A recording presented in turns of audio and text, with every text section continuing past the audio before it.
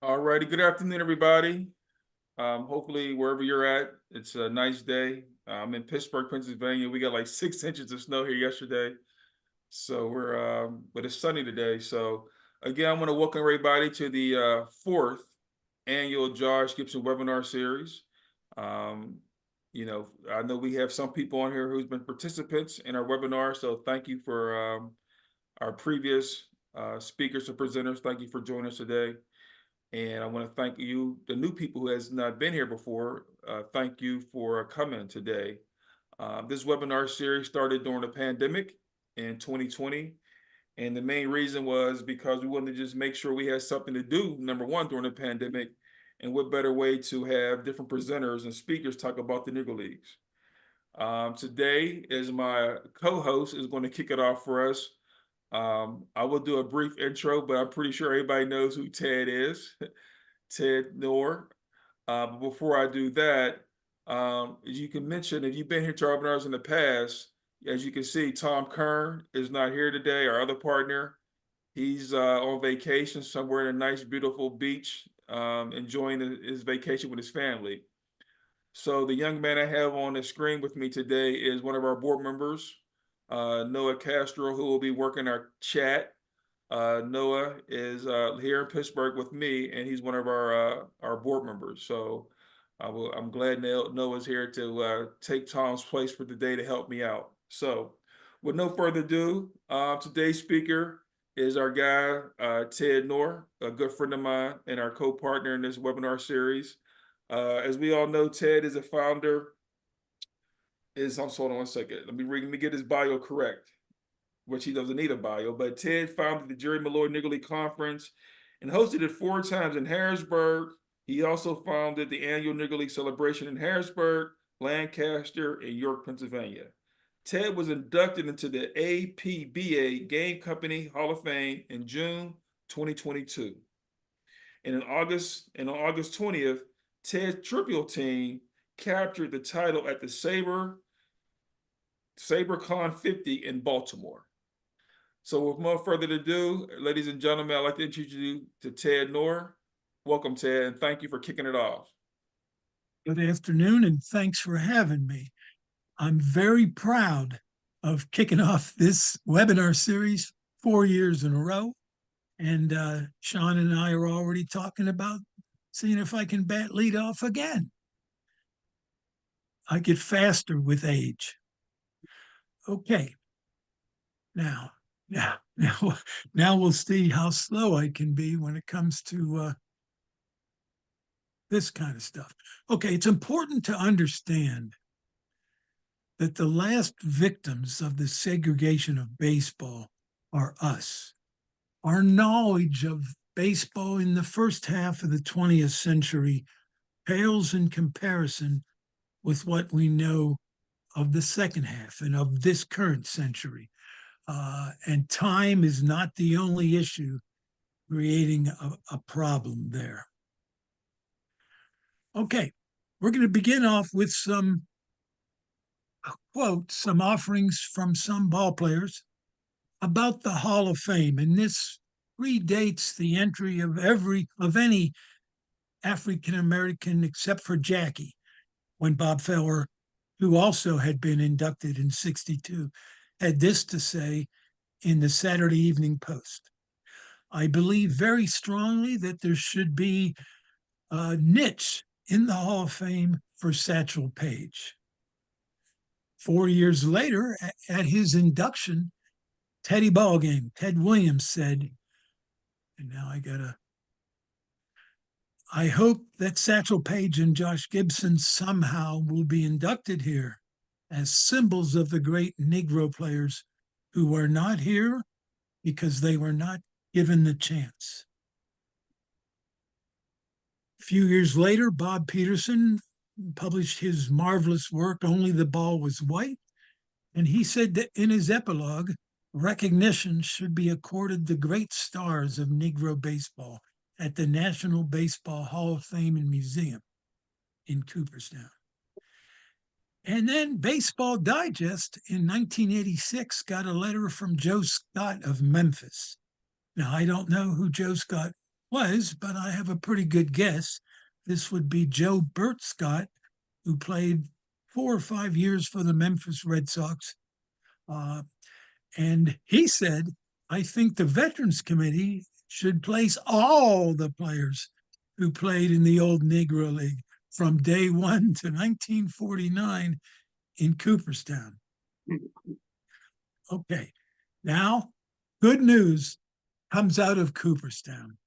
In 1951, Satchel Paige gets a vote from a baseball writer. I don't know who it was. I'm not sure if anyone does. But this is the first Negro League player to receive a vote. And of course, 20 years later, he received 75% of the vote. The first African American honored in the Hall of Fame with a plaque, honored on a plaque, is Deacon Jones, the baseball lifer. 3 years in the majors with the White Sox, 12 years in the minors, a 318 overall organized baseball average, and then later a coach and a scout. He fits the definition of baseball lifer like few others. Oh, his plaque. In 1951, his team out of White Plains, New York, went to the American Legion Junior World Series. And he was named the most valuable player in the series, and that's how he got his name on a plaque before any other African American. Another 10 years go by, and the Hall cannot be faulted. I mean, they could have been faster than they were and put Negro Leaguers in the 50s, but their business was to honor major league players. And until 1962, no major league player had played 10 years and had been retired for 5. But to the Hall's credit, in 1962, even though no one had been put in the Hall on the first ballot since that initial 5 in 36, Jackie was elected to the Hall of Fame as on his first time in there, and so was his partner that year, Bob Feller, who was no stranger to the Negro Leagues. So Jackie's induction is one of the landmark events in Cooperstown history with regard to honoring African Americans. 4 years later, Ted Williams spoke those words I had quoted earlier, when in his speech, just a small part, but what an impact. It's still talked about today.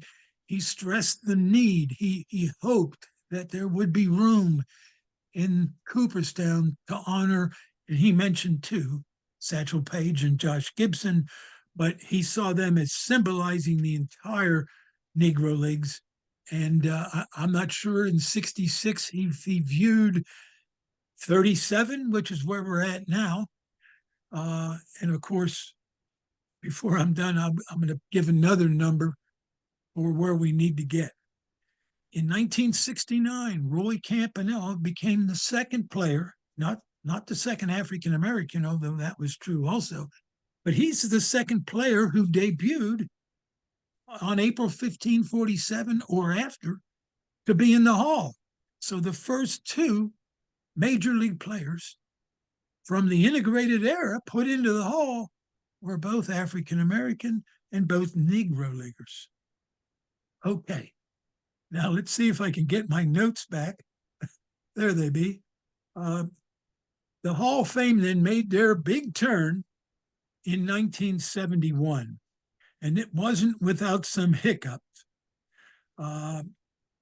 They began to induct 9 Negro League players. And let me just get another screen. Unfortunately, I don't have written notes. I'm trying to operate, and I don't have a computer technology to be able to split my screen. Okay.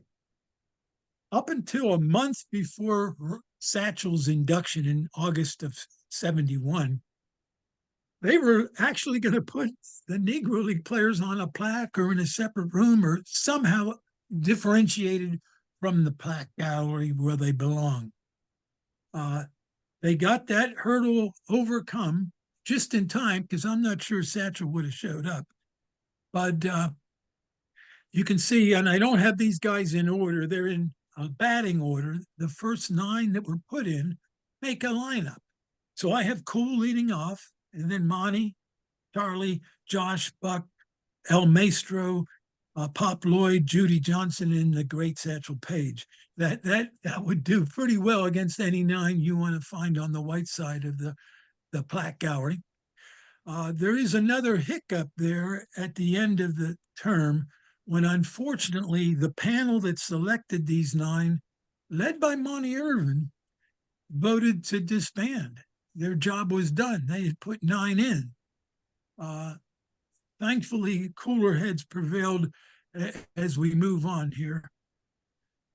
Now, okay, in 1981, the Veteran Committee, which took over that responsibility, elected Rube Foster.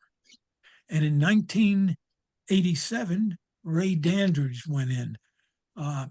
Now, between 77 and 94 was 17 elections.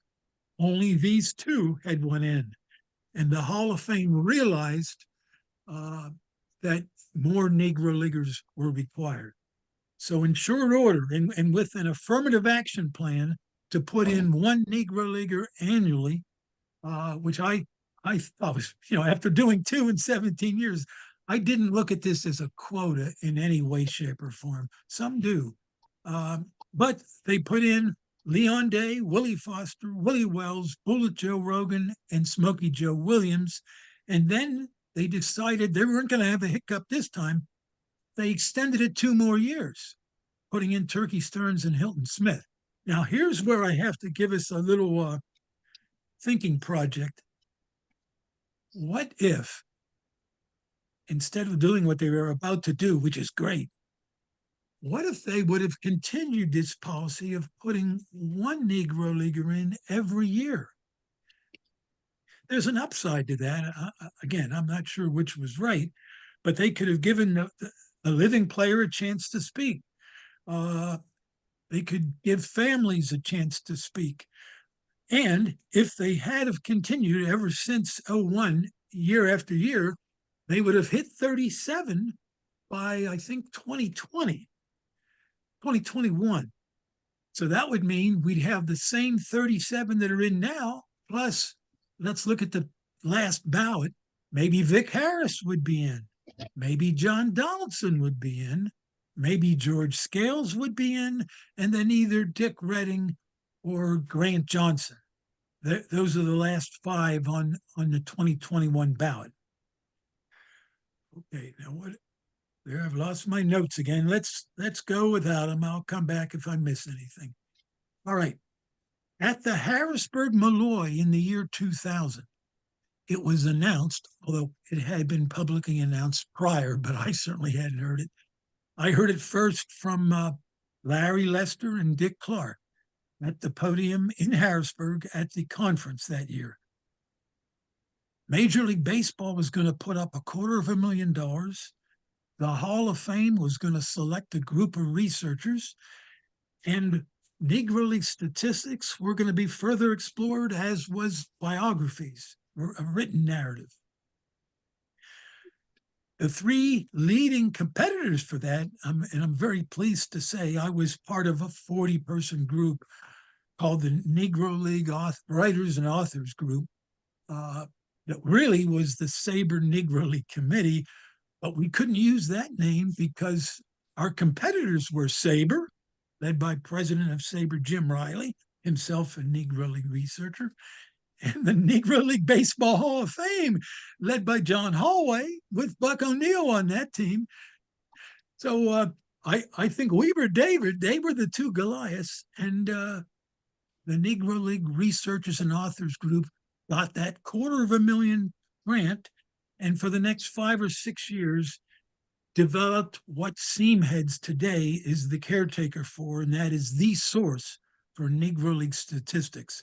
A book came out of it also, and and 17 Negro League players were voted in the Hall in July of 2006. 22 remained on that ballot. And those 22, I think, should be considered this December, but I'm getting ahead of myself. 15 years go by. Here's another hiccup with no further action. And Jeff Idelson was the president of the Hall at the time, and he was very open to, if new information shows up, we can get, the door's not closed. And I'm very happy to report that turns out he was right. Unfortunately, he's no longer there, but I do think we have very good staff at the Hall of Fame right now. Here's another hiccup. This is an unusual one, and perhaps it only bothers me. But if you notice here, I do refer with these obscure numbers. After 2006, there were 35 personages in the Hall due to Negro League play. 29 were players. Well, in 2021, Buck O'Neill and Bud Fowler were added. Now we're up to 37, but we only have 28 players. Now, to be honest and to be fair, I've discussed this with the Hall, and maybe I should. It would be a typo, but for the past 2 or 3 yearbooks and on the internet, Frank Grant is, with no change in his write-up, is now an executive. So I'm going to use that 28 number instead of 29 because it works to my benefit. Okay, and there you see my punchline. The panel, and what's it called? Classic Baseball Era panel. They'll be meeting in December with 8 additional candidates. I wouldn't expect 4 to be Negro Leaguers, but maybe. In fact, I don't want that panel to even meet. I'm going to have a recommendation in a bit. I hate to punish these players, punished by segregation during their careers, by integration now. The Negro Leaguers got to be judged against Negro Leaguers. And the best of them, just like in the other side of the line, need to be put in the Hall of Fame. I hope I'm clear. Okay, moving right along. And this shows the problem here. There are 153 Hall of Fame players. I'm only talking about players now, that earned their plaques under segregation. And just a note for Gary Gillette, who's here, I used to use 167 here. So the percentage of Negro Leaguers has risen a little bit.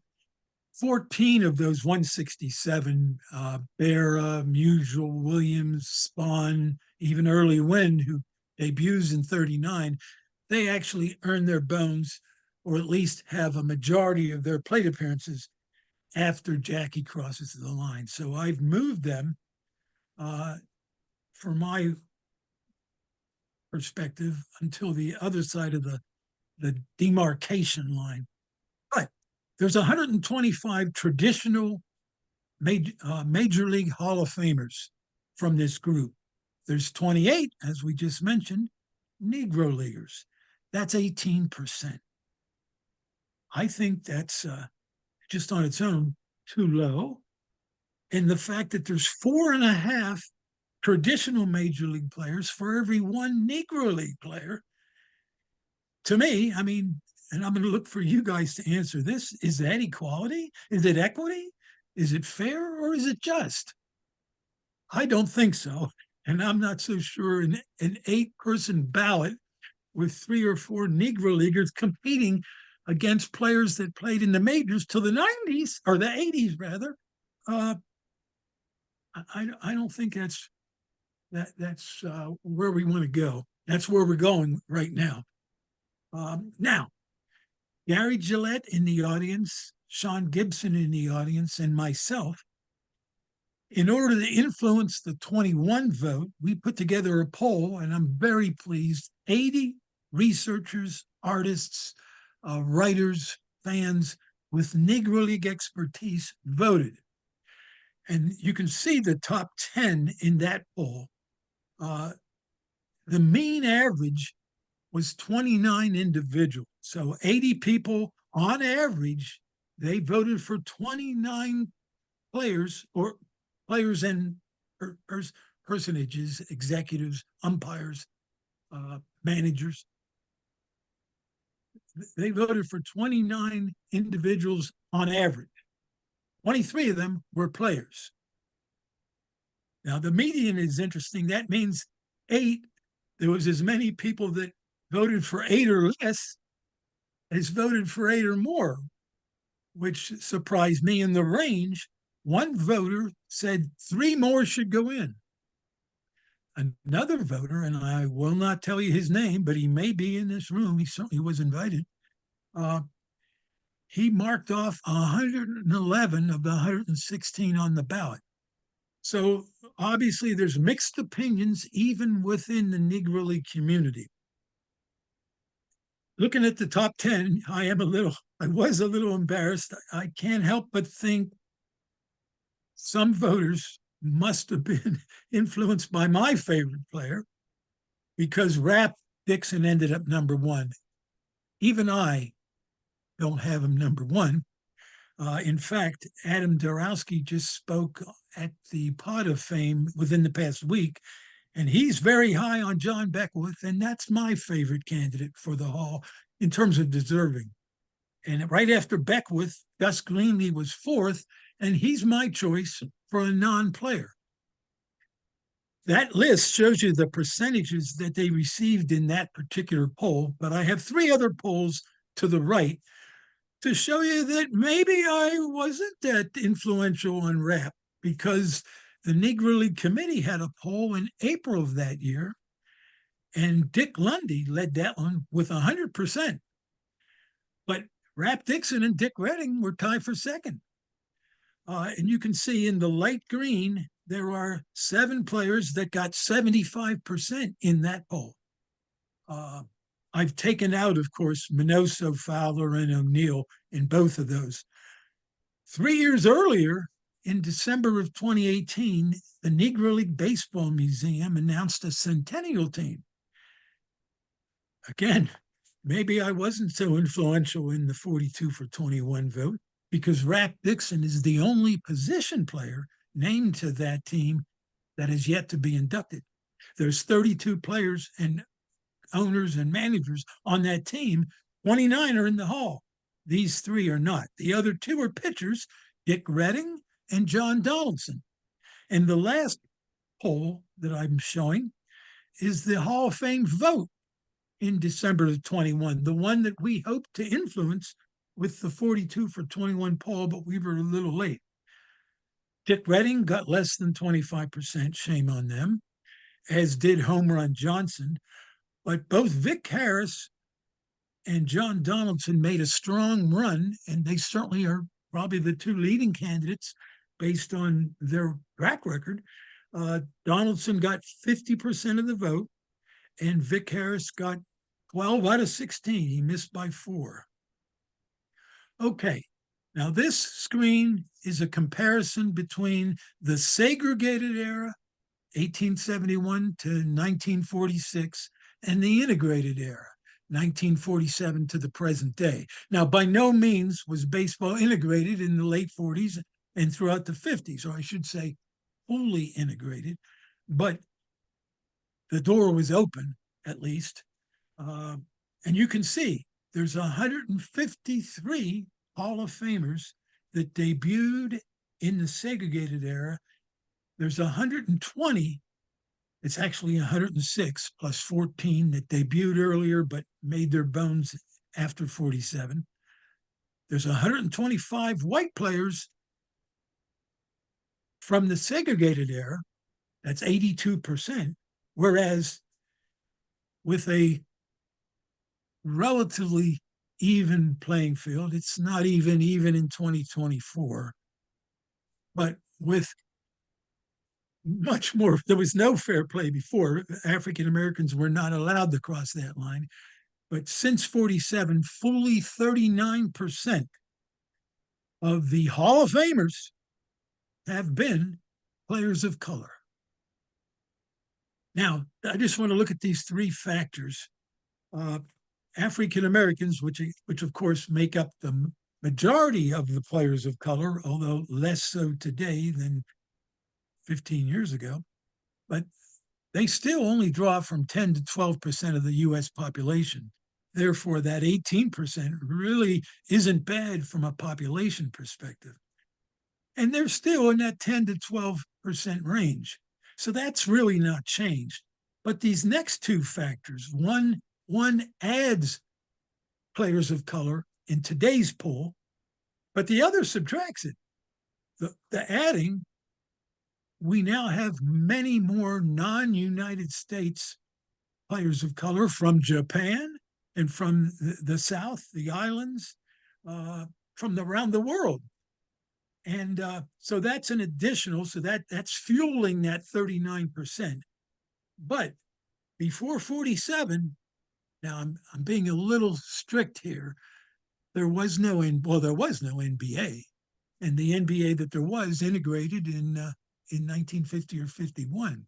The NFL was integrated early, but then it went through its Jim Crow era, and it had just recently become integrated again in 47, a few years before that. So that subtracts from, oh, I'm sorry, that subtracted then. I'm sorry, it didn't subtract at all then, because it was not a place where baseball players could go. But it subtracts from today's, especially African American. We wonder why there's not as many playing baseball. And of course, it's not this simple, Ted. But it is, there's a lot of guys 6'4" and under that are in the NFL, not just African American. Elway, Marino, who am I missing? Bo Jackson, for that matter, Deion Sanders, that could have been full-time baseball players. So I don't think it's population that's driving the difference between 39% and 18%. So here's some food for thought, and then I'm going to shut up, and I hope to hear you guys. Once again, you look at these same numbers. What I want to do, and I hope I can make some sense here, there's 125 white Hall of Famers debuting before 47. Full woke is what I call this particular thought. Why shouldn't there be 125 players of color? After all, they not only had the same statistics as a group, but every compilation of games between so-called Negro League players and so-called Major League players, the Negro League players win more than their fair share. And we can discuss that, because my personal belief, it was a 50-50 split. But if it was a 50-50 split, why don't we have a 50-50 split in Hall of Famers? 125 on one side and 125 on the other side. That would require 97 new Negro League Hall of Famers. And just to give you an idea what that would mean, that would reach the whole way down to Nick Stanley and his 102 ERA plus, and Bill Hoskins. Hoskins, of course, is a borderline candidate in my book. But that's not happening. I don't even argue for that. But if you use the performances of African Americans and Latinos, 39% of the Hall are players of color. If you try to raise those 28 up to where they make up 39% of the pool of Hall of Famers, it would take a total of 81. That's what that 81 means on the chart. That would be 53 new. And let's see how far down we reach now. This is almost doable, just to give you an idea. I don't advocate for it, but Leroy Matlock is a bona fide Hall of Fame contender. He's 121 OPS plus. There are many names. I think Steve Carlton is at that range. I can't read my notes, and I'm not going to worry about it. But and on the other side, the position player side, the 81st player down is Frank Duncan. Now, he should go in probably as a baseball lifer, but even as a catcher, his 85 OPS plus is 2 points higher than Ray Shaw. And don't misread me. We shouldn't be putting people in just because they're better than someone that is in. I'm not advocating for Frank Duncan, although I think he'd make a good Hall of Famer, not as a player. But I'm just pointing out a couple things. Okay, this last one, and I think not quite ready to shut up. But this last one, I call it the double reduction. There's 125 white players in the Hall prior to the integration. There's 81 Negro League players if you use that 39% to fuel your decision making. One more reduction. Between 1920 and 1948, there's only 13 Negro League teams on average, where there's 16 in the Major League. So I'm going to use that quotient, 13 divided by 16, multiply 81 by that, and you get 65. I personally think if there were 65 Negro League players in the Hall, it'd be a better world. That would require 37 more players. That's why I was running at the mouth earlier about 37. Here's the two players that you would find if you go down 65 deep into the list of Negro Leaguers by WAR. The pitcher's Harry Salmon. Now he's only got a 115 ERA plus. I'm not saying he should belong, but he's certainly in the neighborhood. And the batter is Fats Jenkins, and I am saying he belongs. So the last point here, you can see I've crossed it off because 81 might be too much. I don't know. 125, I think, would be too much. But 28, I can say for sure, is too low. All right. And now I am at the end. So I'm going to give you my recommendation for what should happen this December.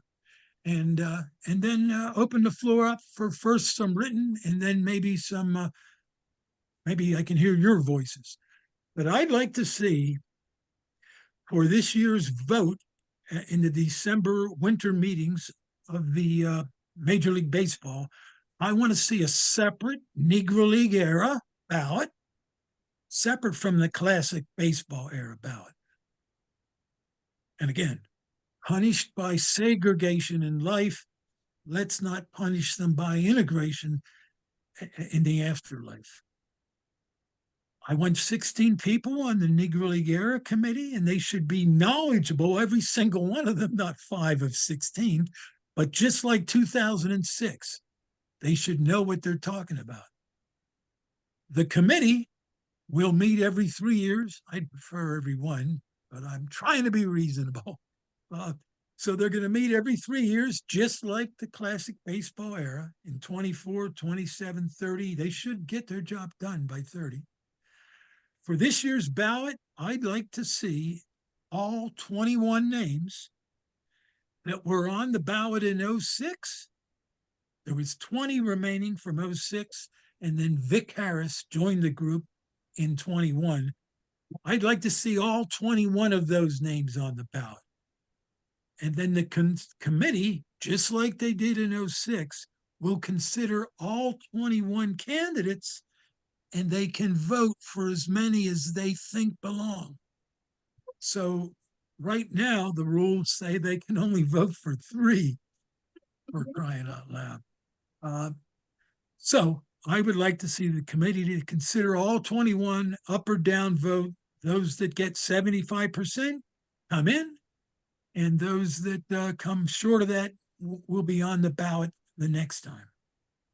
If everyone was elected here of these 21, we would be up to 46 players and 12 managers, umpires, pioneers, or executives. And then at that pace, we wouldn't need 2030 if the Negro League Committee could do its job in 27. So that's my Pollyanna-esque idea. I want to thank a few people, and then I'm going to shut up or try to. I want to thank the following researchers and historians for inspiring parts of this talk and providing resources for this presentation. Bob Peterson's Only the Ball Was White, published in 1970. Bill James' wonderful critique of the Hall of Fame, Politics of Glory, 1994. Then a couple of podcasters here. Dan Diadona gave a great speech in 2020 to the Detroit Stars Centennial Conference. I wasn't there because it was all this was 2020. It was all virtual, but I was in the audience. And then Adam Darowski, I referred to him earlier. He put in a good spot on the Pod of Fame. He's in the audience. I hope to hear from him. And then finally, three authors of what I consider the three current most influential books on the topic. Todd Peterson's The Negro Leagues Were Major League, which was published in January of 2020, and 50 years after the Negro Leagues weren't even considered to be considered as a major league. They were put in the Hall of Fame. I don't mean to give Todd all the credit, but the book certainly was influential. Stephen Green's, I hope he's in the audience, but I didn't see him before I started blabbing. His book, The Negro Leaguers in the Hall of Fame, that also came out later in 2020, is another good one to tell you about the history of the Hall and the Negro Leagues. And then finally, and I'd love it if it's 5 o'clock his time, he's over there in Britain, Phil Lee, whose new book, Black Stats Matter, is another one that's everybody should read these three in quick fashion. I'm done. All right, Sean, what do you got? All right, Ted. Well, again, thanks, Ted. Great presentation as always. Hopefully, we have some great questions. So today, if you've been to our webinars in the past, usually we have everybody muted, and we have you put your questions into the chat or the Q&A. But Ted wanted to do live questions today, so we'll do it this way. If you have a question for Ted, you can probably raise your hand. I can call on you, or Noah can call on you. Or, I know there's a couple questions in the chat, in the Q&A. We can start with those first. Noah, if you want to read those, I think it's like 2 or 3 questions in the Q&A. Once we read those and get answers to those, then we'll go with live questions for Ted. Sounds great. All right, guys. So again, my name's Noah Castro. If you guys joined late, I'm a member of the Josh Gibson Foundation Executive Committee or Executive Board, and it's great to be with you all today. So just a few comments there. So a couple from Bob Poet. He had said, "Hi, a tip of cap to all the friends out there," and then he said, "Good idea. Spoke with Peter Gorton yesterday. He said he'd be happy to see you later." Peter just mentioned about can be the recording be emailed to you. And then David Metter, he had said, do you think there are, or do you who do you think the top umpire candidates are for the Negro Leagues there, Ted? Okay, well, on that one, the low-hanging fruit is Bob Motley. He was associated with the Negro League Baseball Museum. His son is very active in all facets of promoting the Negro Leagues. He was involved with the current movie that's out. And Bob himself was, I think, the last living Negro League umpire. I think he'd be a good choice. He just, to go back to the 42 for 21 poll, Bob all but makes the top 42. So he's right there in the periphery. I think he'd be a good candidate. My favorite, because he was often in Harrisburg, was John Craig. But the Negro League umpires, by putting Motley in, we open a door and we put a spotlight on them that other names will pop up over the years. And just real quick, for the comment about the recording, yes, Ted will have a copy of the recording once we're done. and you can just email Ted to get a copy of the recording, and whoever needs a copy of the recording, Yeah. Ted will have access to the recording. And my email, although I'm retired 13 years, but I keep pretty busy. But if you want a copy, send me an email, Papa Bell, PAPABELL at AOL.com. Okay. All right. So this is how we all do it. If you're not speaking, please stay on mute. But if anybody has a question for Ted right now, you can raise your hand, or just somebody can just okay. So Max, you want to go? Yeah, sure. So, hi, Ted. My name's Max Almenas Martinez.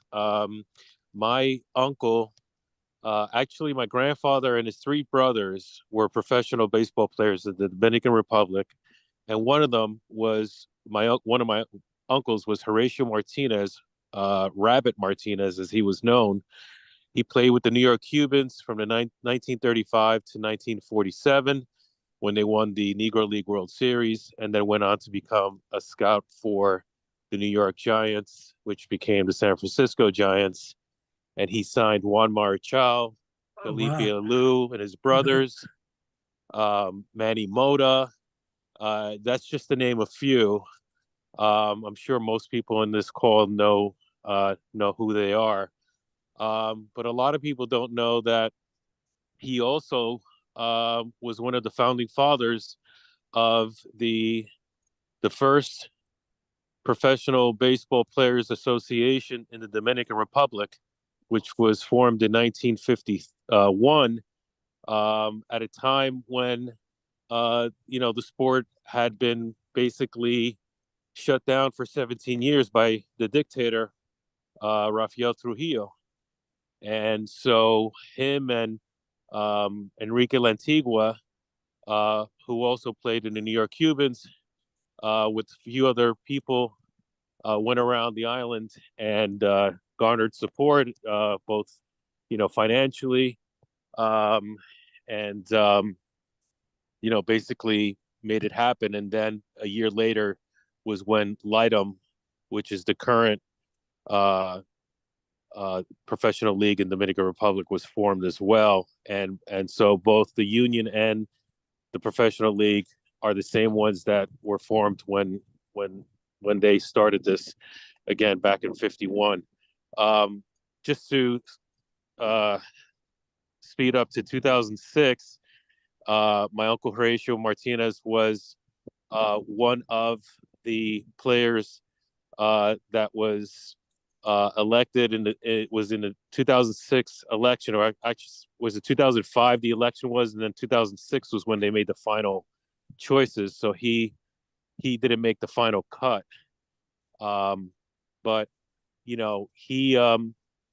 was a 5-time All-Star player for the New York Cubans. He also played and coached in not just Dominican Republic, but Cuba, Puerto Rico, Venezuela, and Panama.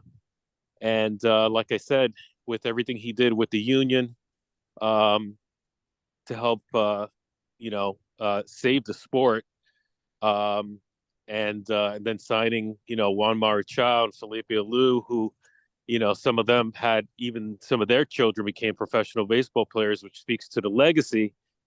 I was inspired by all this to produce a documentary based on the four brothers, with a focus more so on Horatio, because he went the furthest, but just to give the world a view of what the history, the pioneers, like the four Martinez brothers, contributed, along with all the Negro League players. I felt that this was important to share the story with the world. So I'm currently in production. We've already interviewed a number of Negro League family members, including Belinda Manning, the daughter of Max Manning. We're in talks with Larry Doby Jr. and Monty Irvin's daughter, Pamela. So I don't know if that was much of a question as it was No, but it just was telling you what I'm doing. I apologize. if I should have formed that in a question, but I just wanted to share that because I guess my question is, my uncle, even though he was a 5-time All-Star player in the East-West games, in the end, for whatever reason, and I know there were a few years that that kind of fell out in terms of the box scores because, as you know, Alex Pompez, who was his mentor and obviously worked with them, they both were the ones that went on to scout for the San Francisco Giants.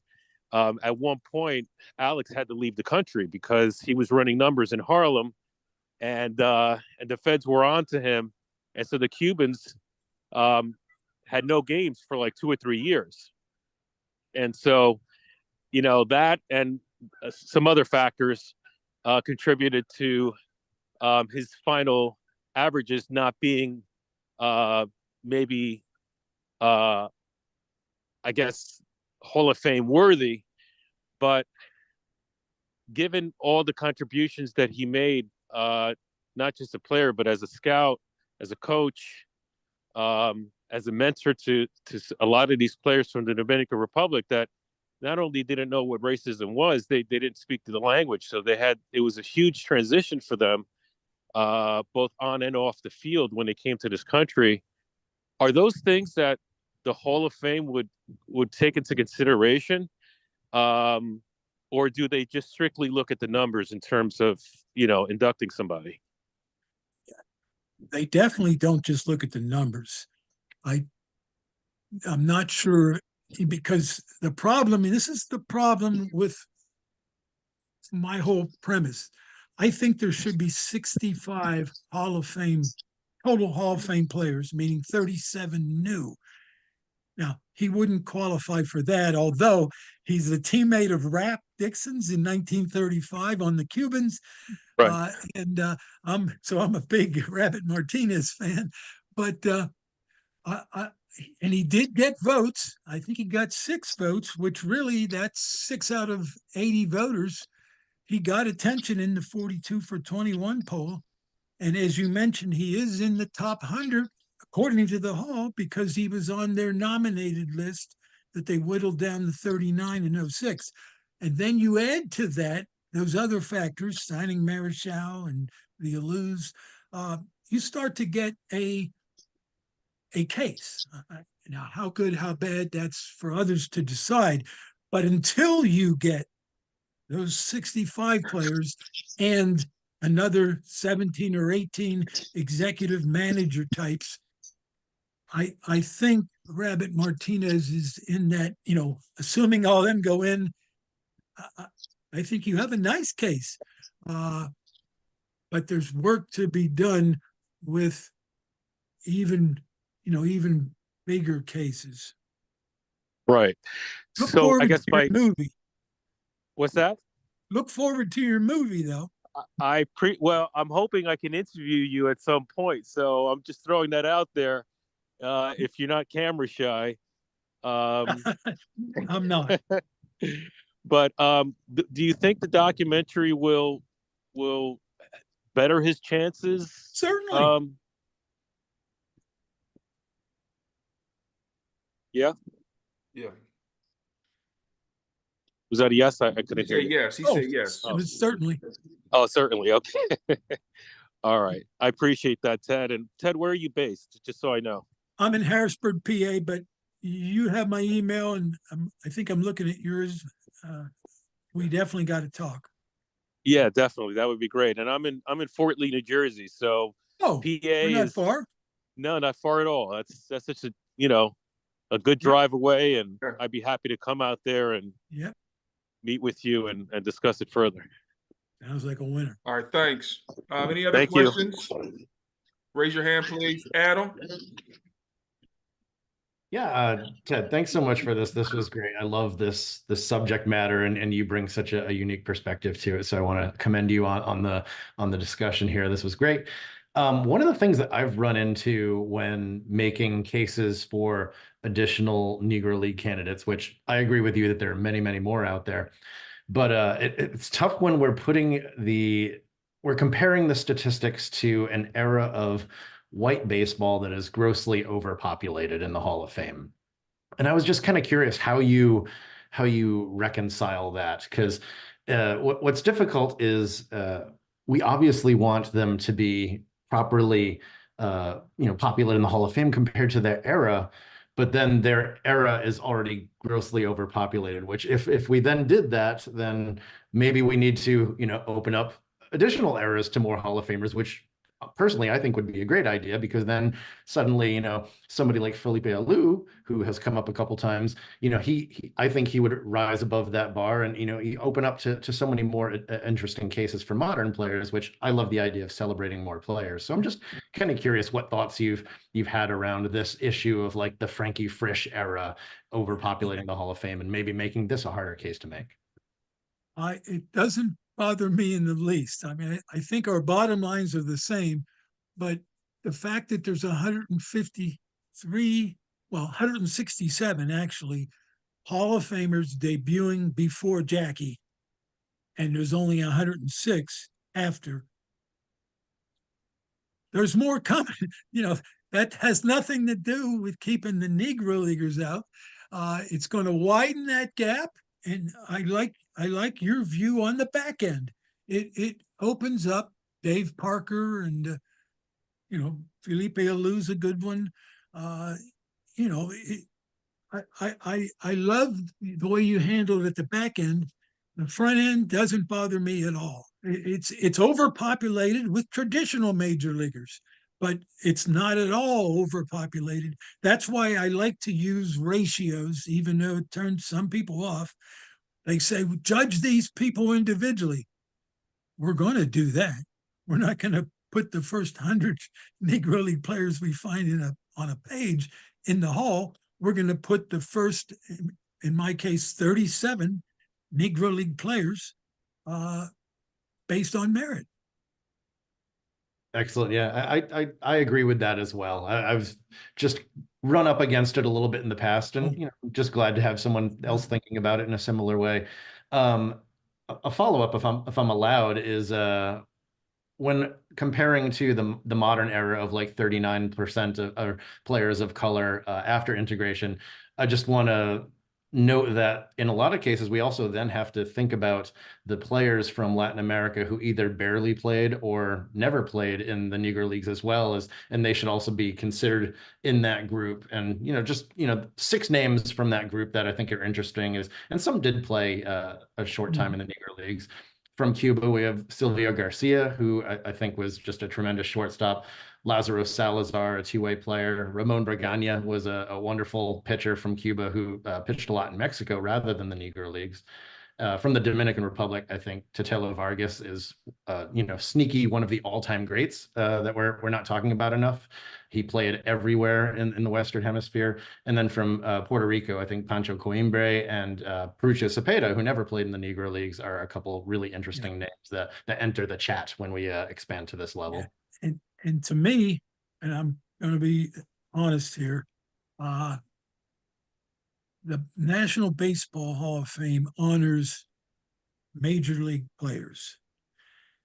Expanding that is another issue, especially now that Major League Baseball has defined the Negro Leagues for them, between 20 and 49 as major league, and work's not done there.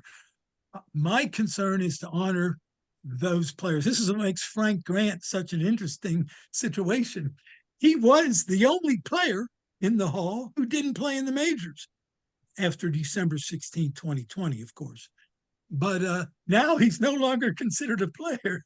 So every player in the Hall, this would, specifically address Perucho Cepeda, every player in the Hall played in what's now called Major League Baseball. I'm not opposed to expanding that definition, but I think we got to take care of the Major League Baseball as it's currently defined before we go that route. But I hear you. Yeah, that totally makes sense. Thank you. Any other questions? Well, I'd like to say something if I could. Yep, go ahead, Gary. Hey, Ted, great presentation. You know, it's admirable how much work you put into this and how you know your stuff. Just two things. One is that the 2020 thing was not the Detroit Star Centennial Conference. That was in 2019, which you were at. It was a symposium I Thank you. sponsored on the Negro League Centennial, and it was online because of the pandemic. So, but the important point is, I would never say that a Negro Leagues committee should be disbanded. There should be a Negro Leagues committee reviewing the records of Negro Leaguers and other black ball players, as long as they're still picking over the white guys Oh, yeah. pre-47. I mean, if they're still picking over guys who've been picked over a dozen times and considering them for admission into the hall for immortality, they can still be looking at Negro Leaguers, because the Negro Leagues, and as Adam pointed out, the Latin League, et cetera, there's still scholarship being done and new evidence being unearthed. That's not true for the white leagues. So that's my only critique of your excellent Yep. presentation. Yep. And to that point, let me be clear on that. I was saying once we got to 65 players, and that would mean an additional 18 or so executives, umpires, managers. Right. And I guess I did say we could disband the committee. Yeah. But what I really meant is we could put Negro Leagues in the same category as 19th century. You know, Well, the door's not closed, but if we can get 37 more Negro League players in, plus executives, managers, and whatnot, they're going to shut me up. But I'm glad they're not going to shut everyone up, Gary. well, I'm just saying, as you know, I mean, they're still picking over the scrap Yes. heap on the white players, and Yes. and of course Frankie Frisch be damned. You know, there are many, That's so right. many in there that probably don't Yep. deserve to be in there, but they're in there, and no one's throwing them out. Yep. And That's you right, know, Gary.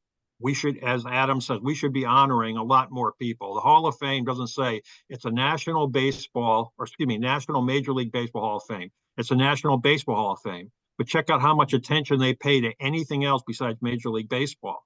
You know, the APBA, there's no woman in there in the Hall of Fame. Broadcasters, they have their own quote wing, which is really like a walk-in closet. You know, they're not. I mean, I would put Ernie Harwell in the Hall of Fame in a heartbeat, not just and Vin Scully, and I would put Bill James in and Pete Palmer. I mean, they deserve to be in the Hall of Fame, but it's really the National Major League Baseball Hall of Fame, not the National Baseball Hall of Fame. And it could be the International Baseball Hall of Fame with a little bit of work, and it should be. Speech done. Thanks, Gary. Thank you, Sean. Next question. Jeff? Jeff? Who has their hand up? Raise your next person. That's Jeff. Yeah. I like the proposal you made for the changes in the committee for December, but can they actually happen, especially in separate committees? Have you contacted the hall about making those changes? No, I do anticipate sending this to them along with a couple other written notes. I think the changes are reasonable. In fact, Jeff, I expect, and again, maybe I'm Pollyanna, I don't think anything I said today is new ground. I think it's similar to what they're going to announce in May when they have their East-West Classic. Now, I have no inside information there. That's my naivete. I can't believe they're going to have an election as they currently have proposed. Yeah, I'm going up to that classic. Oh, wow. Oh, wow. Yeah. Good for you. Yeah, I've been going up to the classic for like 12 years now, and Wow. it's good that I like the change. They're having a lot more big names people coming up for this one. Well, I'll be there for the symposium and for the Malloy, but not for the classic. Yeah, they have 9 Hall of Famers, and the extra players are more well known this year than other years. Yep. All right, we got a couple. We got time for like one more last question. Any other questions? Okay. Well, Ted, great job. Thank you. I want to thank. Oh, there's Max. Max, this is a short question, right? Max? Yes. Okay. Very quick. if anybody, it's more of a statement. If anybody has any memorabilia photos, I know somebody said in the chat that Ted has a picture of Rabbit Martinez. If anybody else has any photos or memorabilia of the Martinez brothers, especially Horatio Rabbit Martinez, we'd really appreciate it for the documentary. And of course, we'd give you credit or, work something out. But I just wanted to put that out there because, as you guys know, it's very difficult to find any kind of media of these players from the 1930s and 40s. So just wanted to put that out there. All righty. Thank you, Mac. Well, again, thanks everybody. Our next presenter will be Phil Dixon in April. Phil hasn't given us a date yet, but we'll send something out to you guys soon before the end of the month. But I hope to see everybody back in April and hear Phil Dixon. So with that being said, I want to thank everybody. Enjoy the rest of your weekend. You guys have a great day and a great rest of your weekend. Thank you. Okay, You. thanks, Ted. Great presentation.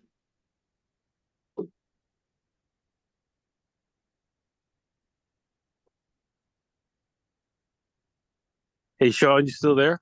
Yeah. Hey, Sean, would it be possible to set up an interview with you for the documentary in the coming weeks or months? I can see you my email. We can try to work something out. Okay, that's great. Where are you based? I'm in Pittsburgh. Oh, okay. That's great. Actually, my uncle played a lot of games in Pittsburgh, and one of the best pictures, I think the best picture of him playing was actually taken at Forbes Field in I want to say it was like 1945. It's actually featured at the Carnegie Museum in Pittsburgh. So yeah, I would definitely love to talk to you because my uncle played with I think is your grandfather, Josh. Great. Yeah, he played with him many games, especially in the All-Stars. So well, we'll definitely talk. all right, sounds great. And thank you so much to you and to Ted for putting this together. Thank you. You guys are doing great things. So keep it up. Thank you. Good to see you, Eddie. Eddie Bedford. I think is that it? Is somebody still on? Eddie's still on. I'd like to say hello if I could. Can you light him up? Yeah, there you go. He can talk. He's got to unmute himself. It's really good to see you. Good to see you, Eddie. My email said it started at 12 noon. It did. Oh, Central Time. Yeah. No, Eastern Time. It should have been Eastern. It should have been Eastern time. That's why I'm tuning in late because I was sitting here. I've been sitting here saying I'm waiting because I wish I had signed on sooner. But hey, at least I'm here now, right? Yeah. Where you at, Eddie? Naperville, Illinois, 30 miles west of Chicago. Yeah, you're an hour behind us. So yeah, when you got the time, So it's 12. It's always 12 Eastern. Gotcha. Yeah, Sean.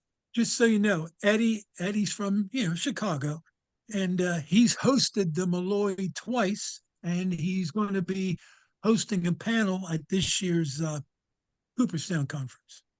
Okay, great. Well, I'll get a chance to maybe meet him in Cooperstown if I come. Perfect. Yeah. Unless you see him first, then you can go around the corner. I spoke with my daughter just a little while ago, Ted, and it seems as though the youngest, Jessica, is going to come with me. Good. Cooperstown.